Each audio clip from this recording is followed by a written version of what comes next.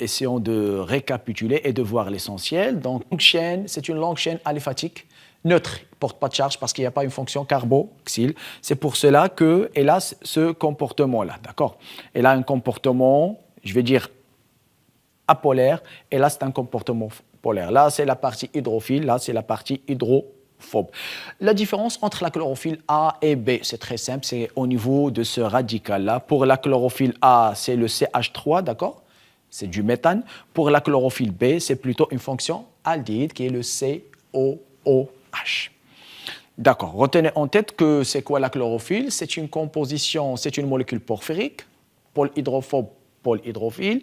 C'est une partie qui peut interagir avec la lumière, c'est essentiellement le noyau tétrapyrrole, et une partie neutre, d'accord, qui est la queue hydrophobe.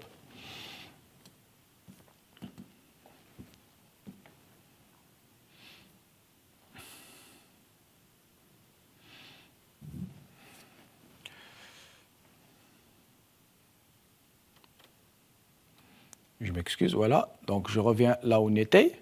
On a dit que la chlorophylle, c'était que la photosynthèse se déroulait en deux étapes. Voilà. Pour les caroténoïdes, la bêta-carotène, les xanthophiles, ils ont une structure complètement différente.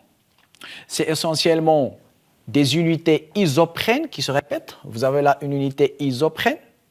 Les isoprènes, je vous rappelle que c'est une molécule qui fait partie des lipides. Ça ressemble plus ou moins aux médiateurs d'inflammation tels que la prostaglandine, l'acide arachidonique, d'accord? Donc, c'est des unités isoprènes qui se répètent et qui se terminent par deux noyaux. Donc, c'est une structure complètement différente. Si on essaie de compter le nombre d'unités isoprènes, on a presque 8 unités isoprènes, d'accord? Et il se termine par un noyau. Donc là aussi, il y a le double comportement hydrophile et le comportement hydrophobe.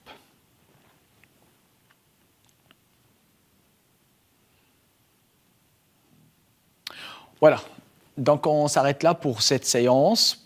Pour la séance prochaine, on va détailler le spectre d'action et on va détailler aussi l'effet des rayons lumineux sur la molécule de chlorophylle. Je vous remercie et à la séance prochaine. Merci.